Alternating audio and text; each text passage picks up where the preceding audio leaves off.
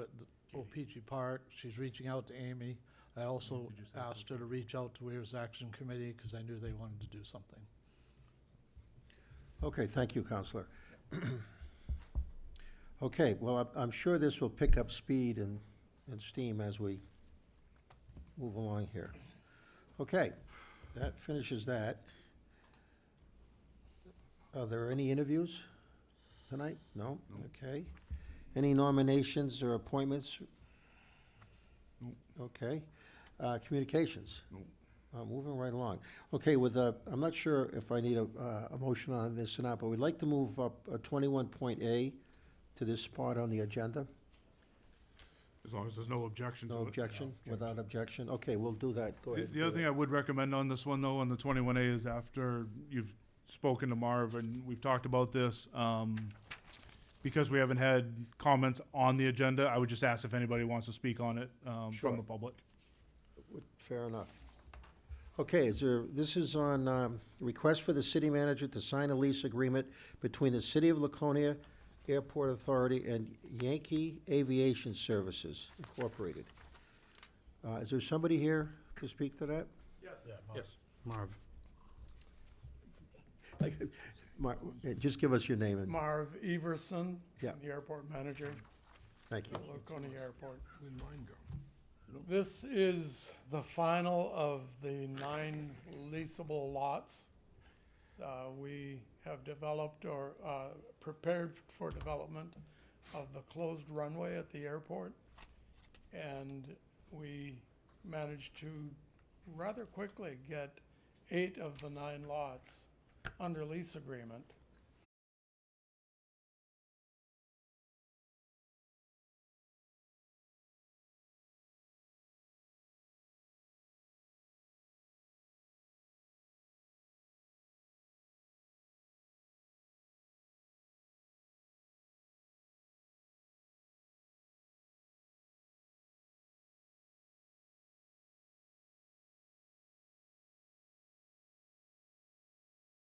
Will be advertised, it's being advertised, but the first meeting is October 6th at the Belknap Mill at 6 p.m. It is a public meeting, and it also includes the council, the planning board, and the zoning board of adjustment to all be together to talk about the master plan and what we're looking at. Like I said, the company will be there that's doing it, as well as the public. So it's really a good way to kick this off. We're talking about almost a year-long project. And lastly, the state school update. We're just waiting on the traffic study, which looks like it will be in at any time. That's really something I think everybody's interested in, seeing what that study really entails. Knowing what any traffic study looks like, they're usually pretty in-depth. So we will be receiving that.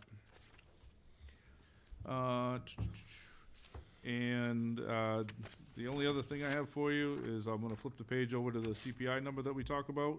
Annualized out at 2.65% so far this year. We'll see what happens with the interest rate dropping. Usually the CPI drops with it a little bit. It wasn't a huge change in the interest rate, so I don't think it's going to affect it too much.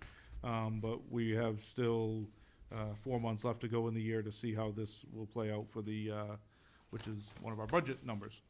I lied, I do have one other thing for you. I did an administrative approval today on a temporary traffic order to use some parking spots out here on Friday in our city lot and a couple on the street. I think there's a total of 12 or 13 out front here for in a 65th high school reunion over here at the Belknap Mill on Friday during the day, and they were just hopefully being able to park a little bit closer was their goal. So we made that accommodation for them today, and Public Works will help us with the blocking off those spots. What class is that?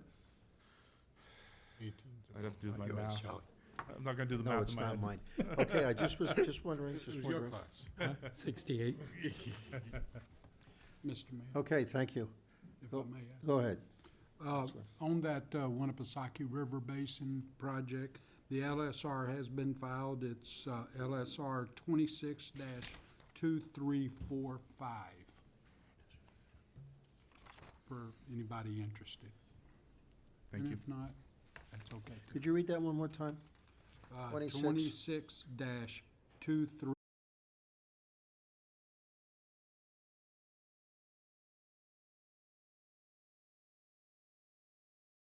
107 and 106, or would it be for the whole thing? The problem what you've got is how do you get them across two streets? And you got that little island, so you'd have to have two sets Two sets, correctly that's what I to wanted. do it, not just the one set that we have. And part of the problem is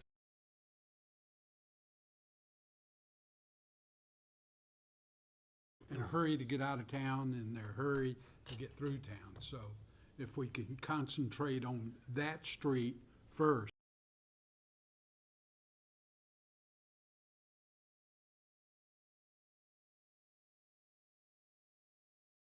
By vehicles. Yeah, we can take a look at that. One of the big issues that we have when we look at any of these locations is the landing zones, where, for ADA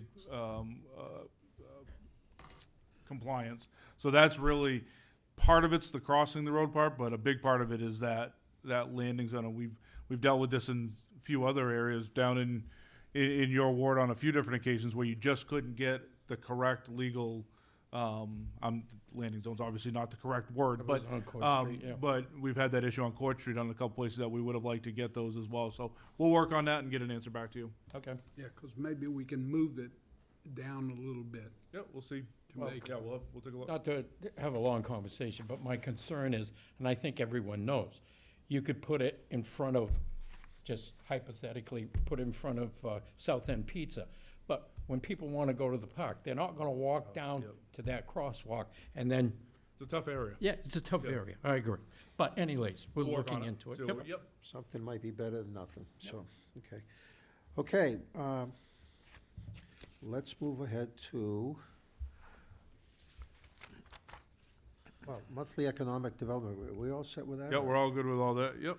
All right, so we'll go to 21B. This is Resolution 2025-30. This is a resolution relative to authorizing the acceptance of a New Hampshire Department of Safety 2025 Homeland Security Competitive Grant in the amount of $133,542 to fund the Laconia Police Department's Tethered Drones Project.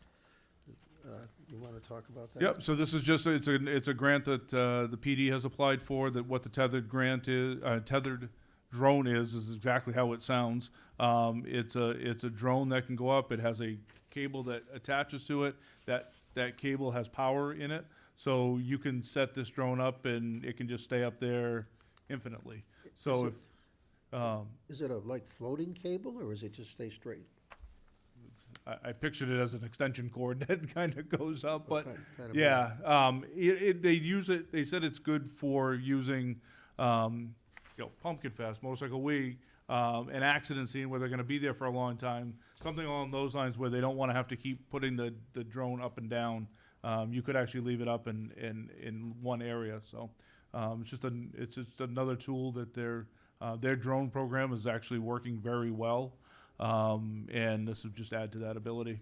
So this is just for crowds, like streets. We're not going into neighborhoods or backyards and stuff like that. No, This is none of our just- stuff does that. Okay. It's all for accident scenes or emergency scenes or, crowds like Motorcycle Week, Pumpkin Fest, that Yep. kind of stuff. Perfect. Okay, any discussion from the council? Councilor Hoffman? Well, I think the police department here does a fantastic job, and they're really good at getting grants for a lot of their technology upgrades and their hardware, and that's awesome.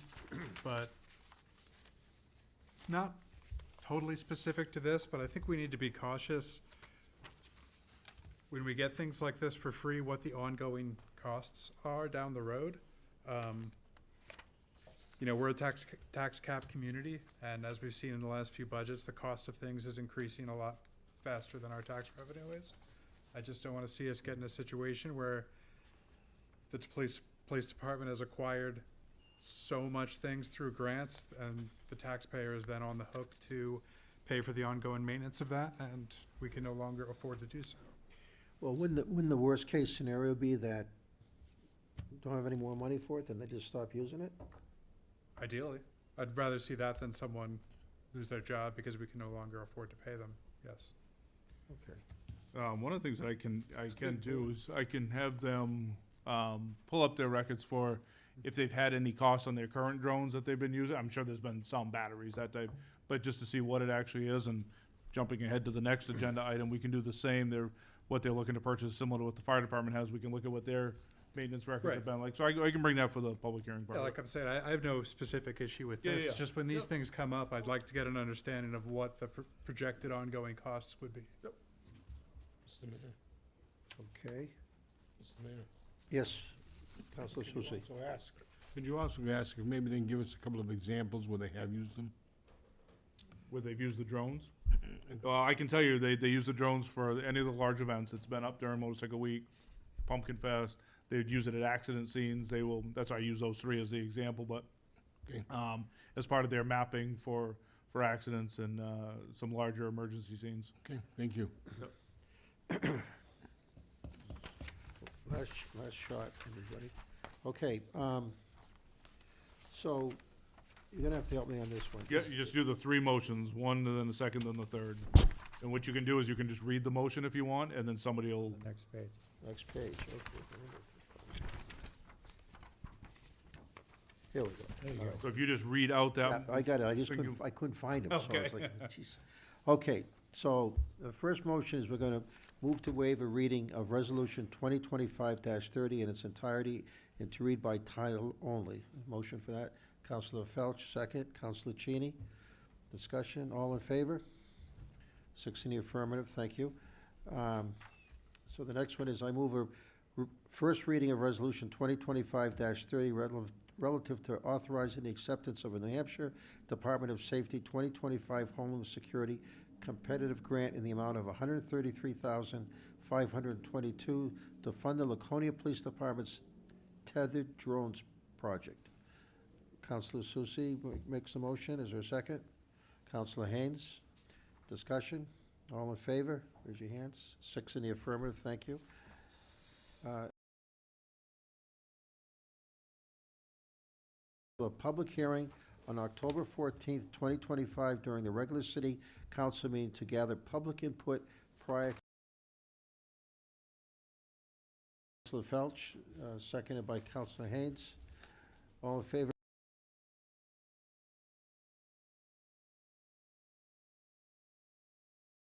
So next, we're gonna go to 21C, this is Resolution 2025-31, a resolution relative to authorizing the acceptance of a New Hampshire Department of Safety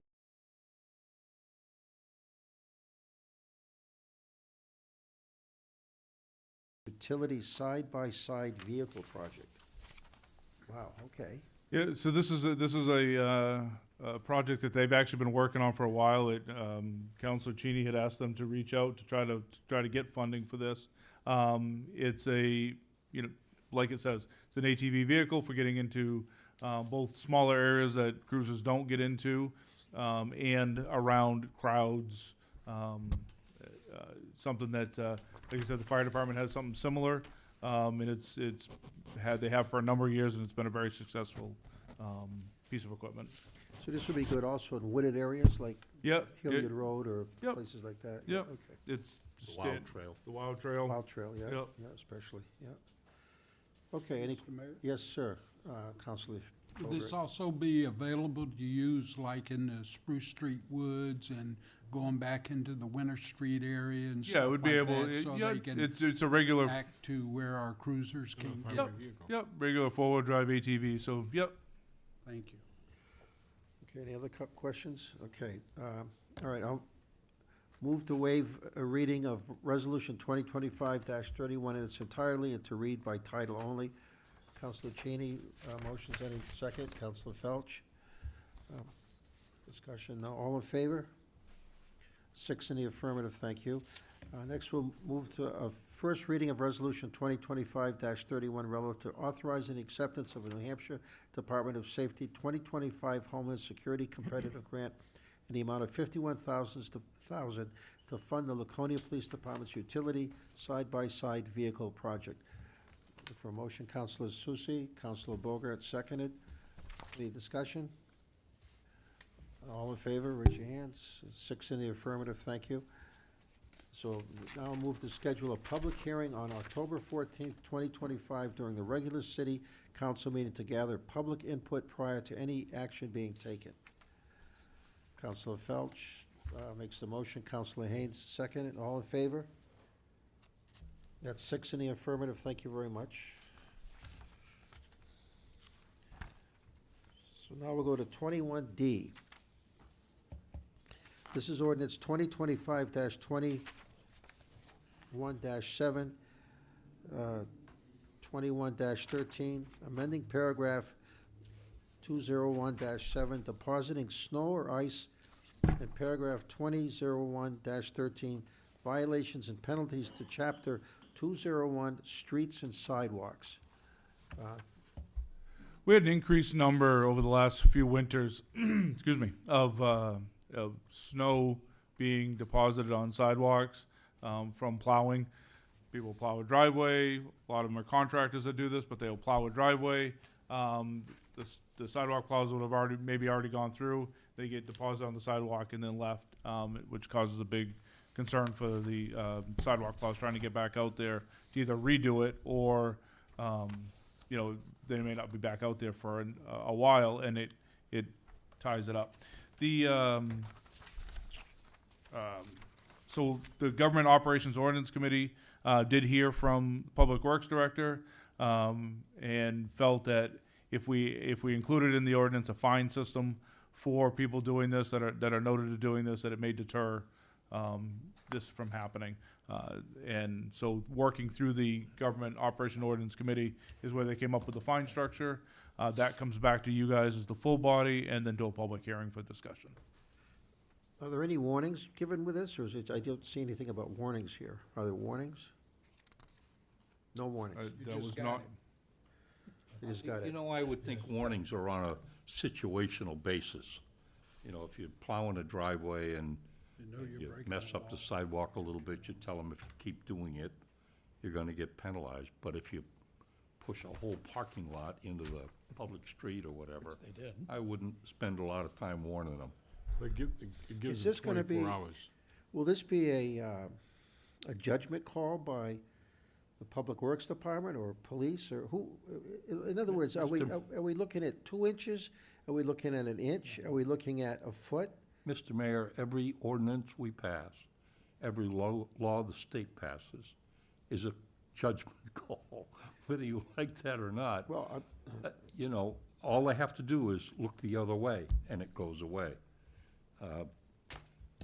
The committee discussed this at length, and we heard from folks about the problem, and I think it's fair to say that the Public Works folks have enough sense to know that 2 inches on the sidewalk is not something that we're gonna hand out a $400 fine for, or a $200 fine for. A warning would suffice. But again, if you take a whole, commercial parking lot and put it on a city sidewalk. I concur, Counselor, but my concern is that for the people that work, and they have somebody that plows their driveway, and that service isn't bright enough to realize that they've left, well, let me just hear me out. I can save you some time. This is intended for the plow-or, not the plow-e. This is intended for whoever does the actual plowing. Was that Okay. your understanding? It was mine. Okay, so I just want to be clear for the citizens watching. So if I hire S&S Plow Company, and they do that, and they deposit stuff there, Public Works, or who's ever enforcing this, is going to ask the homeowner who did it, and then go after the company that did it, and not the homeowner? That's the intent, Mr. Mayor. That's the intent? that's not how we have it written in there. It would go to the property owner. Okay. But for the purpose of finding who did it. The way it's written is the property owner would get the fine.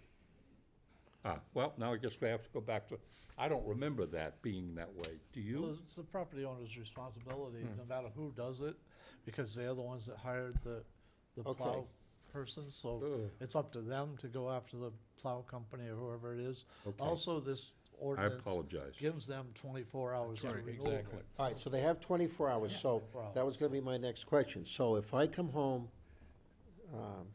from work or whatever, and I see that the person doing the plowing has deposited stuff, usually it's right along the sidewalk when they go in and out of the driveway, then I have time to go out and Yeah. mitigate that by removing it myself or calling up the service and, hey, Correct.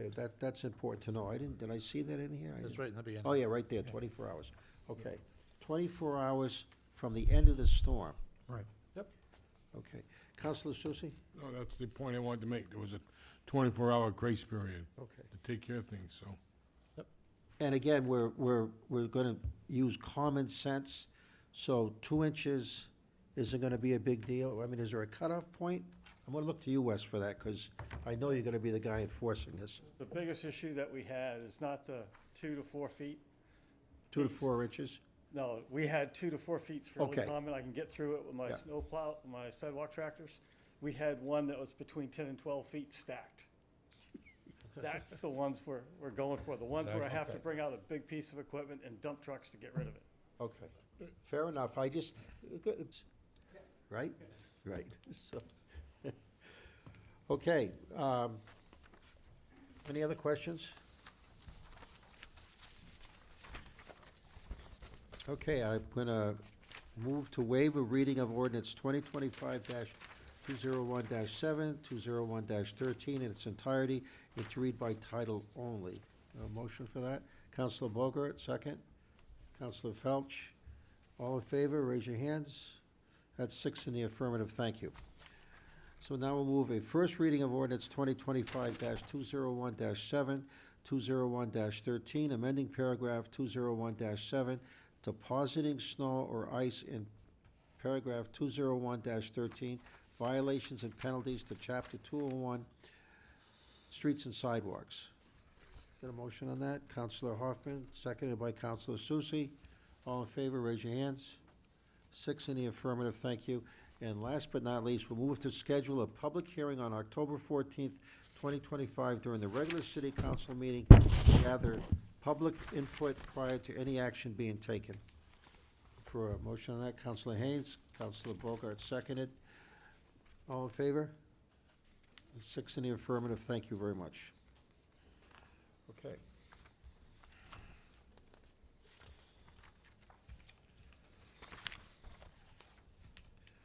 Now we'll go to 21E. This is ordinance 2025-221-36-1, amending paragraph 221-36-1 to Article 3, parking, standing and stopping to Chapter 221 vehicles, proposed for a resident-only parking permit system.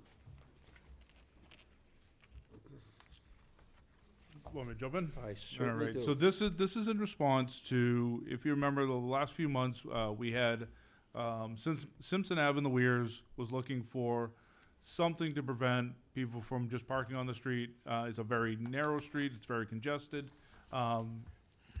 It appears they were using it to maybe avoid parking, using the meters in the Weirs. So what we did is we set up this resident-only parking system as a trial for that street in the Weirs. But trying to be proactive on this, we know that if people see that this is out there, does my street qualify for this? Can I get this out here? So what Wes has done is he came up with a plan, we did talk about it at Government Operations and Ordinance, to come up with a plan to say, is it possible for, if somebody comes and says, my street, X street, I'd like to have this resident-only parking, you'll have a ordinance and a system in place to be able to make that decision and determine if it's the right fit. You know, if you're on a very wide, very long street, traffic can go out both ends, all these, it's not gonna be the right fit. But if you're on a very narrow, congested, dead-end street, which we do have some, it may be an opportunity. We're not gonna go out and list out all these streets are the one we're gonna do. We're gonna start this process tomorrow. The intent would be that, you know, if the street goes to that ward council and says, hey, can you come take a look at my street? Tell me what you think. And if we think it should go forward, it can come to the council, and you'd have an ordinance, that you could follow in place to make that decision. So that's what we're looking to do here. Tonight, we're looking to send this to a public hearing, is all you'll be voting on tonight. Okay, so there's no street now that's doing this, or is there a pilot you said on Simpson? Ave? Simpson, yeah. And that pilot's in effect Only now? been a couple weeks, but yeah. Couple weeks. And this is something they'll do with stickers or something? Yeah, there'll be it'll be a permit fee, you'll get stickers or a placard that we're working on, to be able to identify yourself as being a resident of that So would street. this maybe be like the dump stickers now, where you put, The intent is to have something similar to the dump sticker on the permanent resident. That could be someone who just lives there during the summer, like on Simpson or whatever. And then if a guest comes in, they would have like a hanger that goes on the rearview mirror. who has the guest, Pardon? who gets that guest one? Well, really, it has to be given, the person who owns it would be requesting so many guests for a period of time, and we would issue them the hangers for it. And the hanger would be good for a period of time. Okay, so that guest, I see, I get you. So that guest, wow.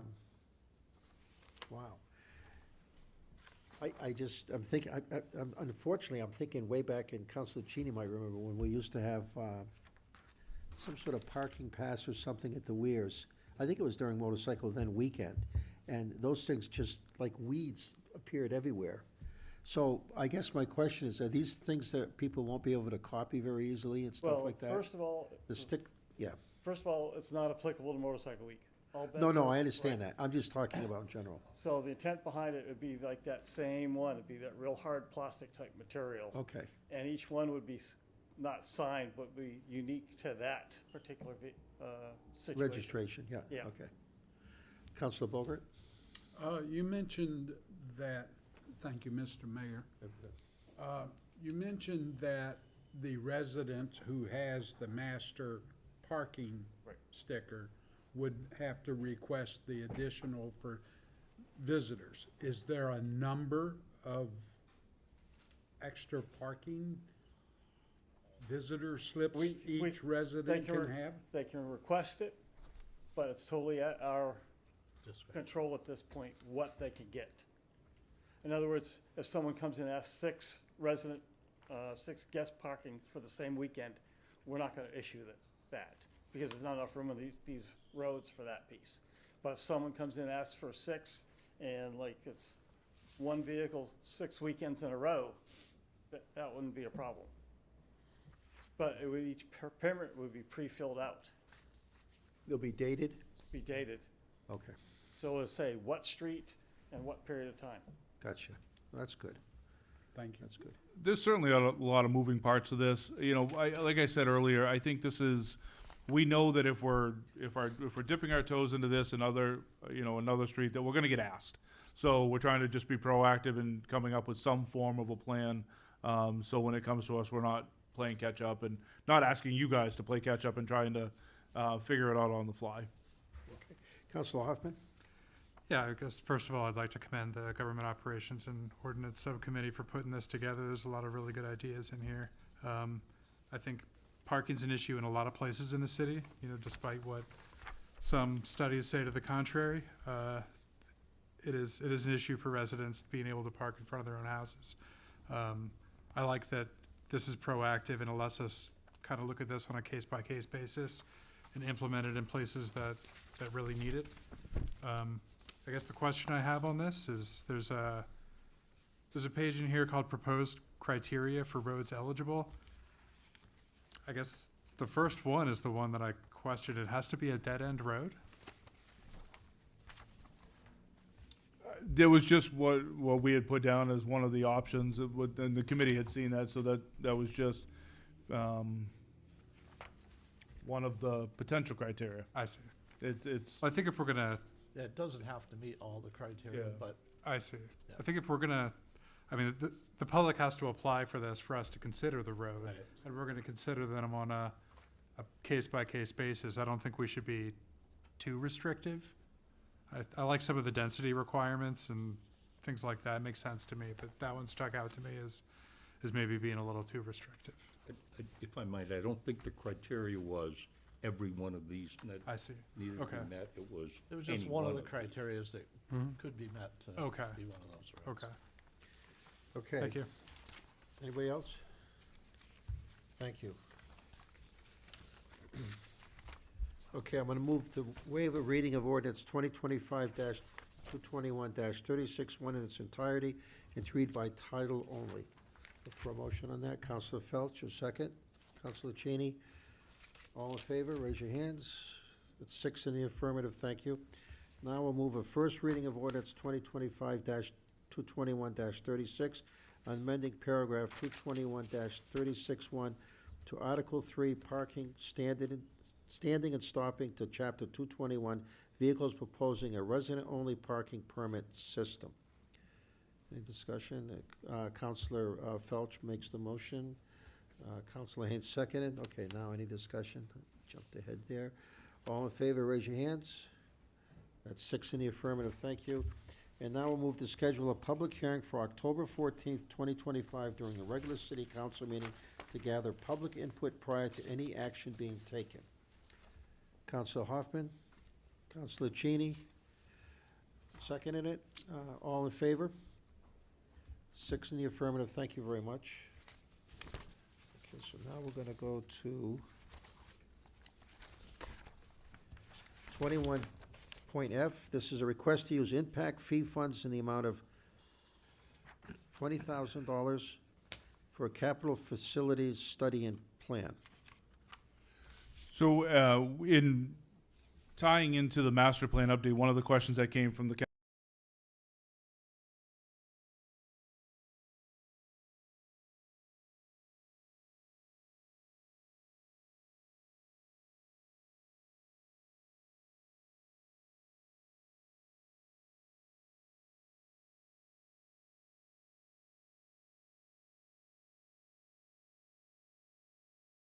and what I plan to do with this money is to spread it out over all of those departments that receive impact fee money. They'll each pay a little bit into this, and we'll be able to have this facility study done as part of the master plan update. Any questions? Counselor Susie? Just, that was, I think you answered the question, so the firm that's doing the master plan will do this also? Yes, correct. Would we be the same time frame? Like take a year? Yep, it'll be all tied in together. Okay, thank you. Anybody else? Okay, move to allocate a one-time expenditure of $20,000 to be spread as equitably as possible across each impact fee revenue account to conduct a capital facilities study and prepare an implementation plan. Counselor Susie, seconded by Counselor Felch. Discussion? No, all in favor, raise your hands. Okay, it's 6 in the affirmative, thank you. And thank you, Tyler. Good job.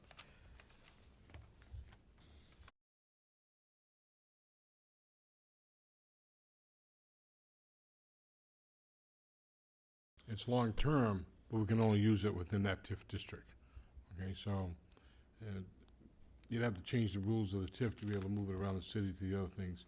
I don't think there'd be any objection to that, but we'd have to go through a law. I'm not sure what the real law reads, but that's why. Okay. Anybody else? Yep. Counselor Hoffman, sorry. Thank you. So I'm an advocate for the TIF districts. I think it's great to be able to reinvest tax funds from the district directly back into the district. And I don't really want to second guess the advisory board or the Pumpkin Fest organizing committee, but to me, I think TIF district funds should be spent in a way that is a little more of a permanent benefit to the district, like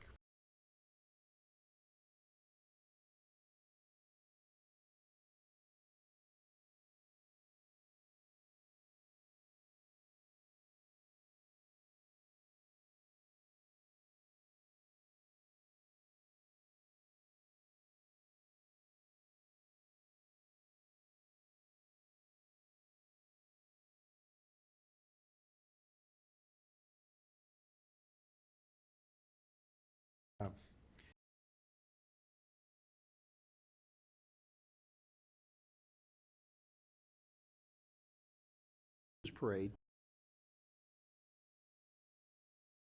areas, and you want to grab a flashlight, who is that, on that thing, because you can't see anything. And I think this is a great opportunity, because I'm sure that, I would think there'll be a lot more other things that we could use those lights for, and the barriers. That's all we're talking about, right?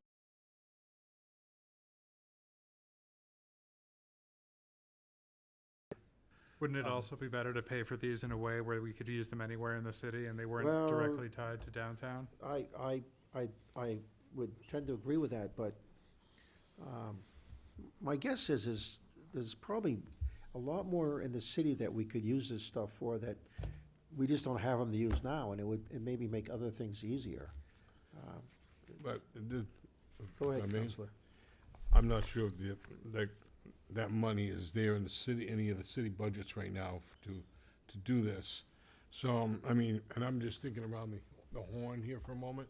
If we wanted to go ahead and move this and buy those items, and then next year's budget, and I'd have to go to the city manager and ask him if this is right, we could return the money back to the TIF district, and the city buys it outright, or something else like that, so we can use all of them. Yeah, I'm no, I just think looking- that's a good idea, if it chess can be side, done. playing the chessboard, okay? Something like that, because I do see where, like you mentioned, Mr. Mayor, the motorcycle week, okay, the lights, the generator, it can be used all over. I mean, I don't know if it can be done that way, but right now, and maybe I'm being a little bit partisan, which I don't like to be, the Pumpkin Fest needs this. Well, it's not It's a just that. safety The- issue. The Christmas parade is just a few weeks after that, so I wouldn't feel guilty about that at all. Go ahead, Counselor Borger. Counselor Hoffman, were you suggesting that Pumpkin Fest should have their own fund? And in doing that, so they could purchase stuff like this, which I, for one, would think that would be a good idea, that the money they receive from, the proceeds from, like Pumpkin Fest, be allocated, maybe for several years, so that they can improve themselves and stuff without accessing outside money. And then after a period of time, then that proceeds, let's say 5 years or so, they can take the excess proceeds and start feeding money back to the general funds, so the rest of the city can benefit from it. Is that something you're suggesting? It's probably a little late this year to do Yes. something like that, but I think, planning for the future and planning for success, I think, Pumpkin Fest should have its own fund, so we can kind of see, how much is this costing the city every year, or is it making money for the city at some point?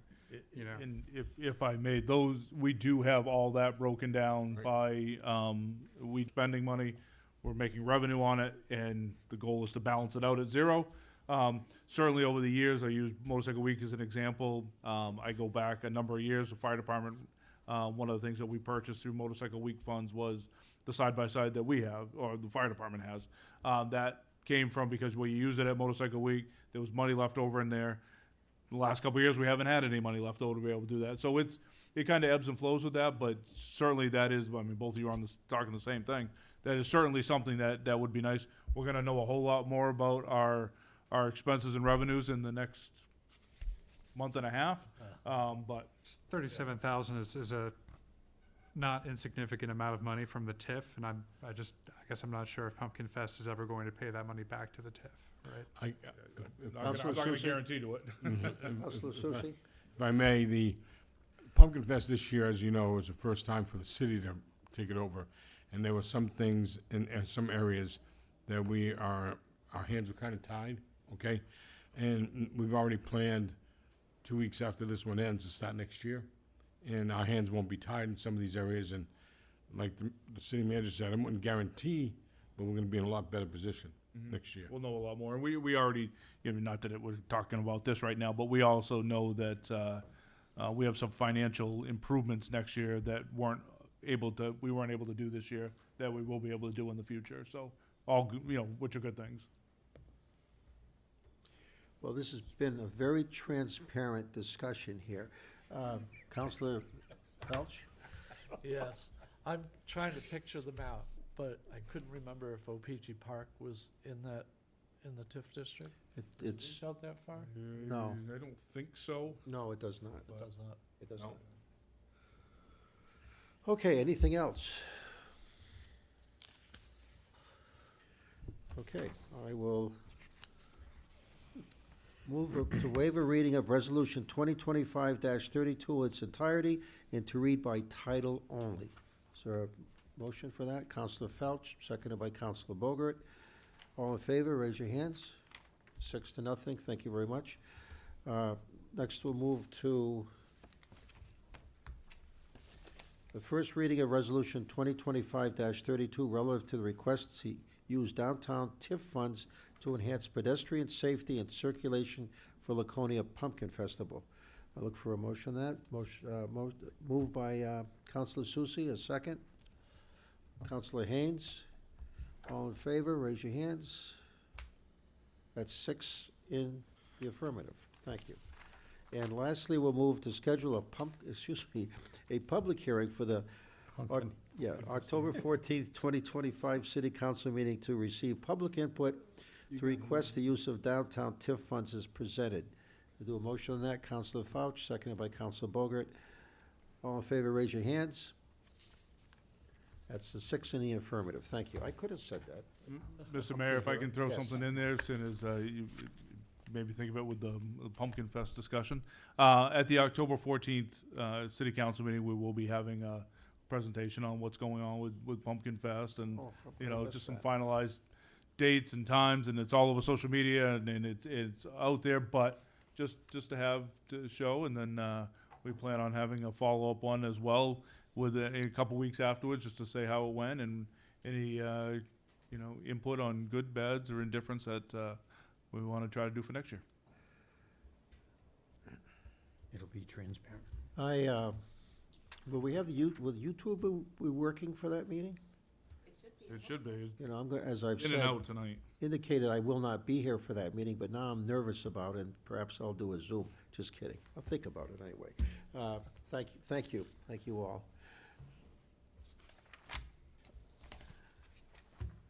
Okay, so now we're on unfinished business. This is 22A, ordinance 2025-235-21, amending Chapter 235 zoning relative to Article 4 overlay districts, 235-21 housing redevelopment overlay district. I'm gonna defer to the planning director for this. He's gonna answer the questions a lot easier than I would. Good evening. And for those of you who don't know, this is Rob. Yep, I'm Rob Moore, the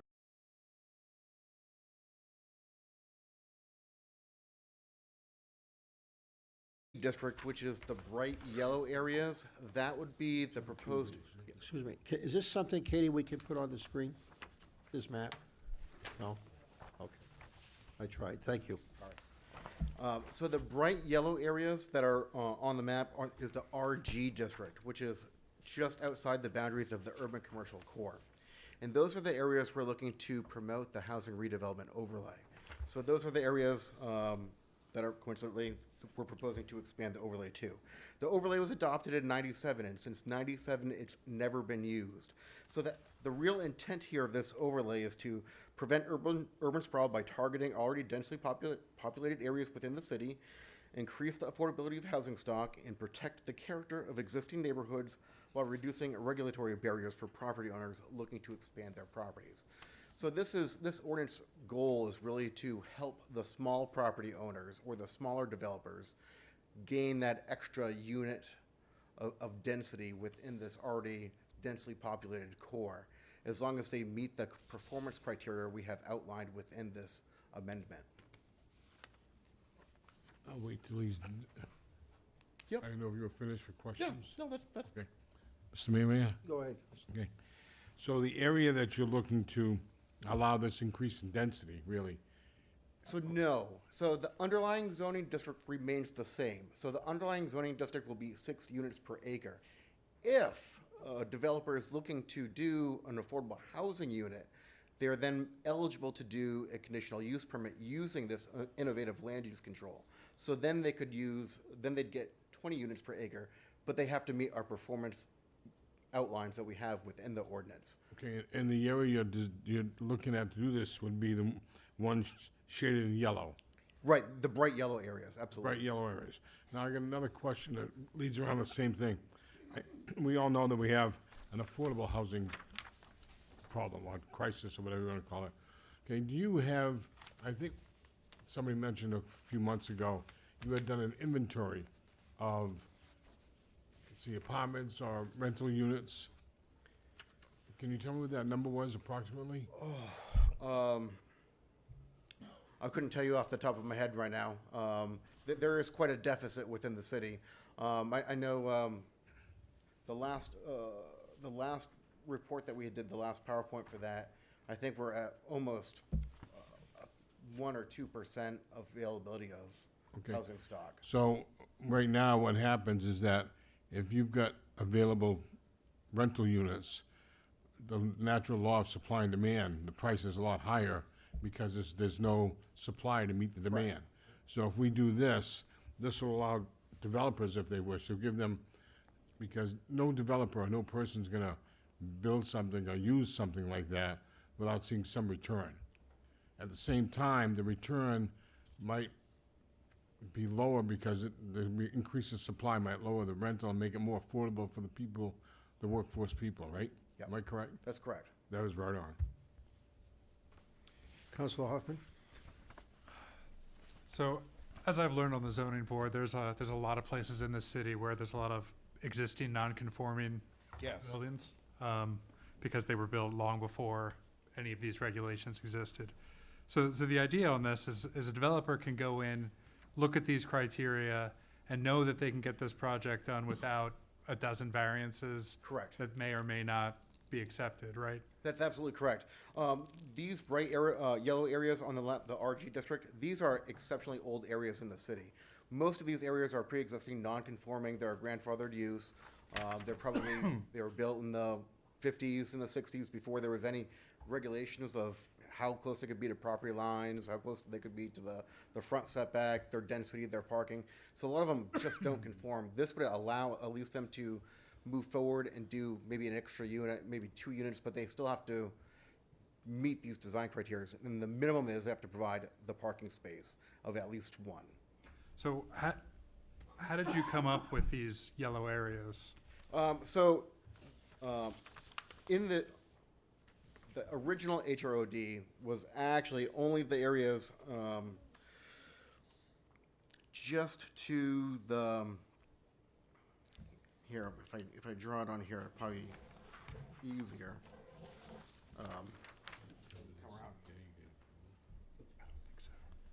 The original HROD was just in these 2 areas here.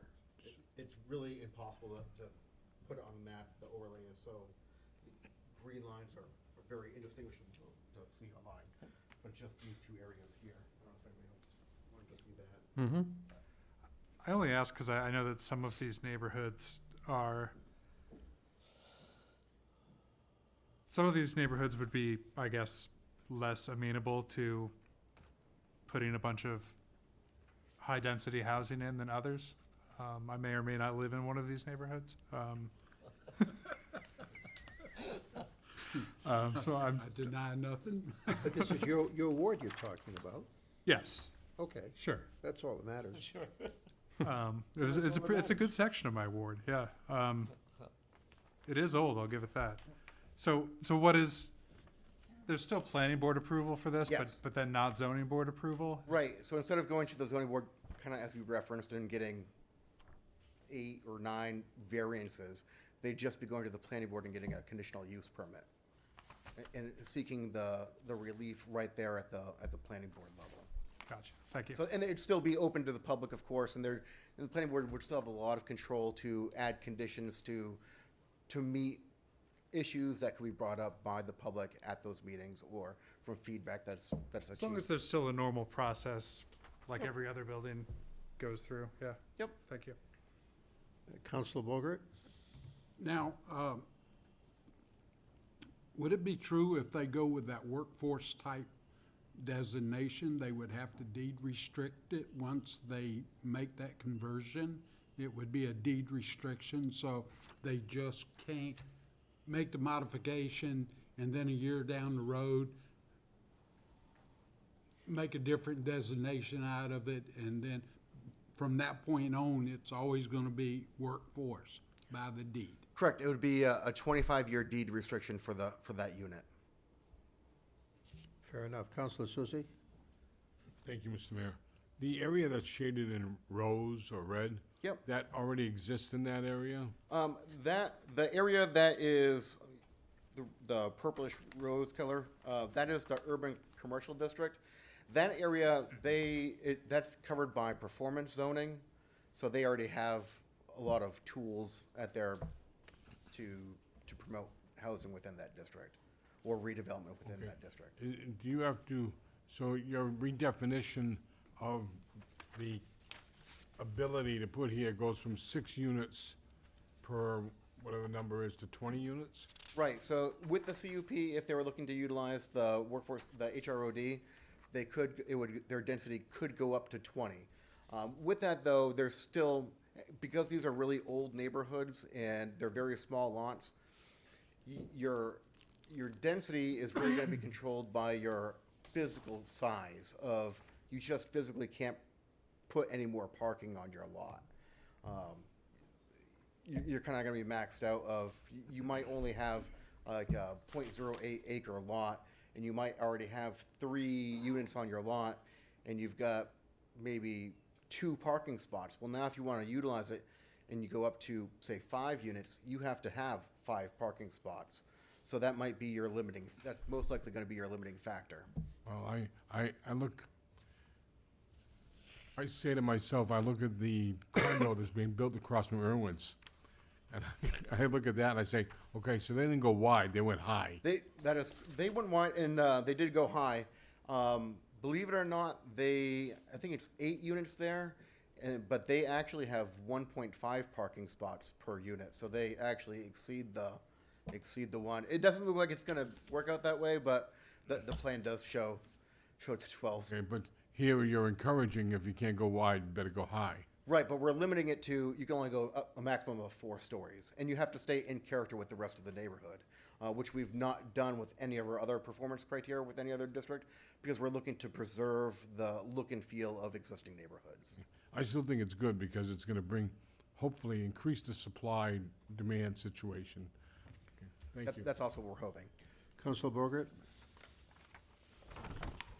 In these residential areas, isn't it 35-foot height?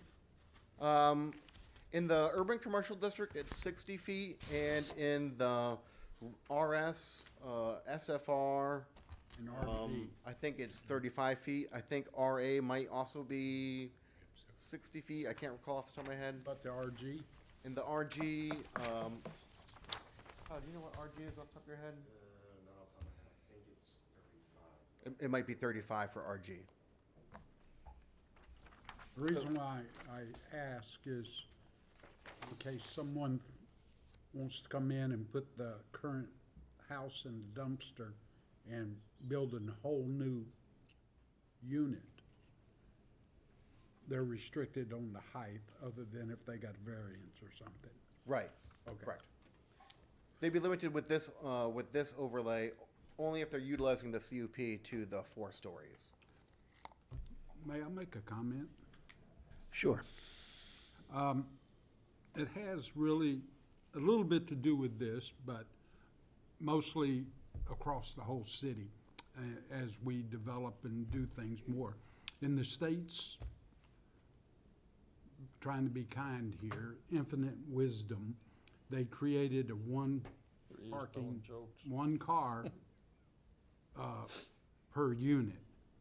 And without them even living in some of the older cities, they did not look at the ramifications of 1 car per unit when they have a lot that will take, let's say it's an 8 unit or a 6 unit, and they have room for 6 cars. Well, we all know that people have 2 cars. And so you're gonna end up with cars in the streets and stuff. A lot of cars in the streets.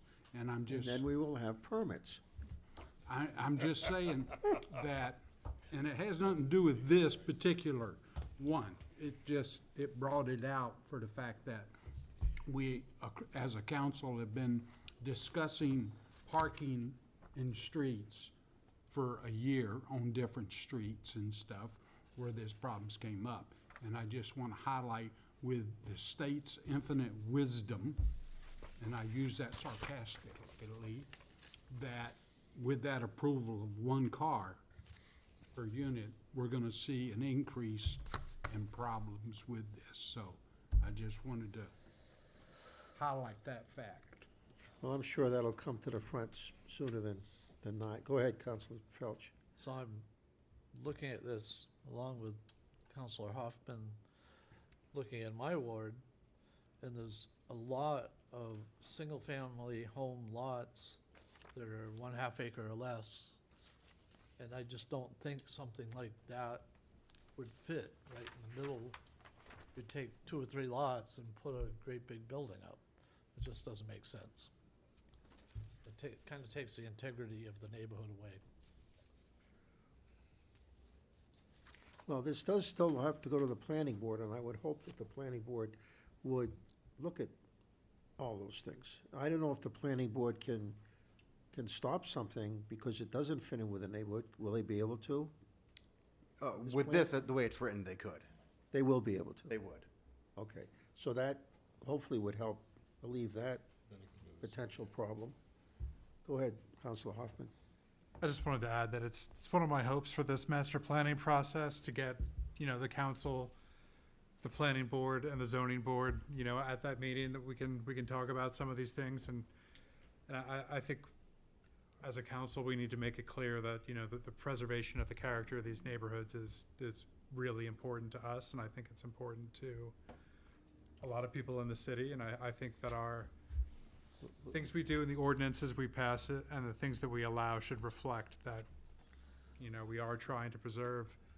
Well, certainly it'd be important to the people who live there now.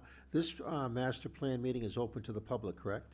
Yes, so the October 6th meeting at the Belknap Mill, there'll be a public input session at the end.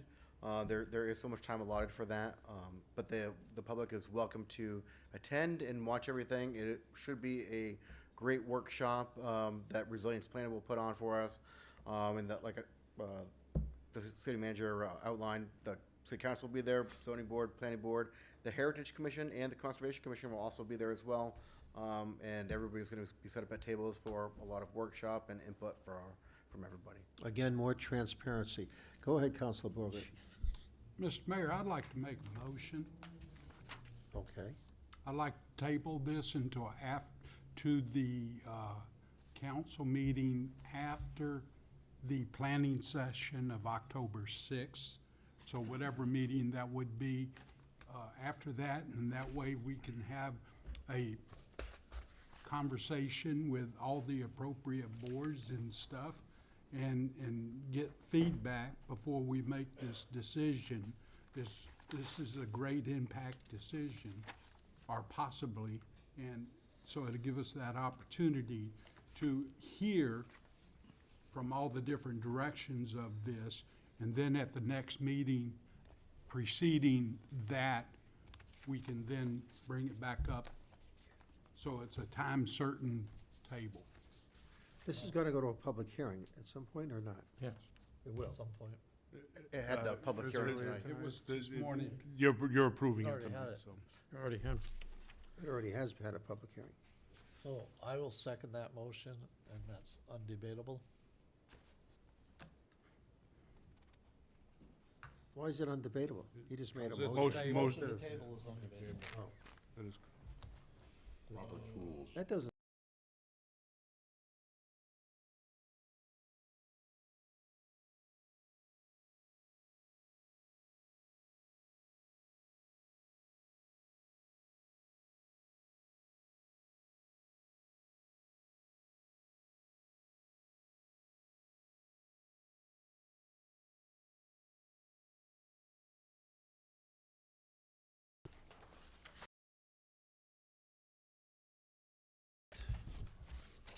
meeting, which would be October 14th. 14th, okay.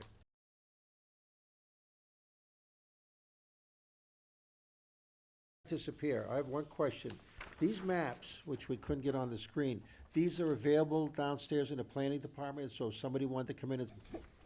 All right, we're gonna move on now to, Can anybody spell that? probably not. We're gonna move to 22.B. This is discussion regarding whether to add a question onto the November ballot, asking voters in the city if the city should create social districts as defined in House Bill 467. So we'll have some discussion on that. City Manager, you have anything on that? Yeah, no, so this is House Bill 467. It was allowed the social districts, which is the ability for licensees that sell alcohol, let me back up. It allows the council to set social districts, which would allow licensees within those districts to sell alcohol and have the patrons be able to take it out of their establishment and stay within these social districts. And the first step that we have to do is to get this on the ballot. This is something that goes on to a city ballot. That's what you guys will approve tonight if you so choose.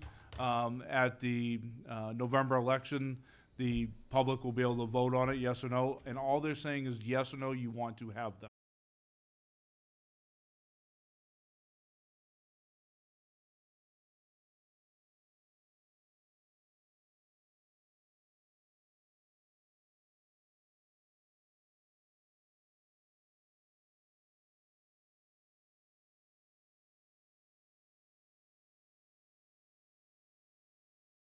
That's 6 affirmative, thank you.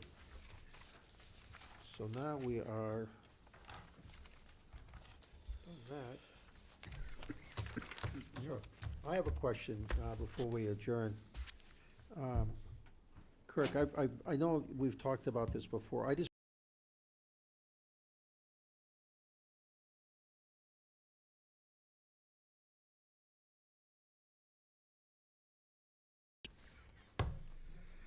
Yeah, you guys have to vote on it. We have to get on. Normally, we would send that back to the subcommittee that has dealt with it. I'll look to see if it's under the, can't remember if it's under the public safety one or not. But yeah, we'd have to make an agenda item. You guys would have to vote Okay, on it, so. maybe that could be Hey, one of my crowning achievements to get that They removed before. dealt We've with it. already met, Yeah. and If you're good, we'll put it on as an agenda Yeah, we item to met get it and- off. Okay. Don't do it next time, do it one after when I'm here. I'd like to, Okay, thank you, great. you don't trust me? Oh, I just want to be able to go, yeah. Okay, I think, yes, For you, Mr. Mayor, during your mayor's report, you asked me about questions about changes to absentee ballots. yes. I wasn't aware, I haven't had a chance to read the guidance yet, but the guidance just came out from the Attorney General's office. I read it while we were here.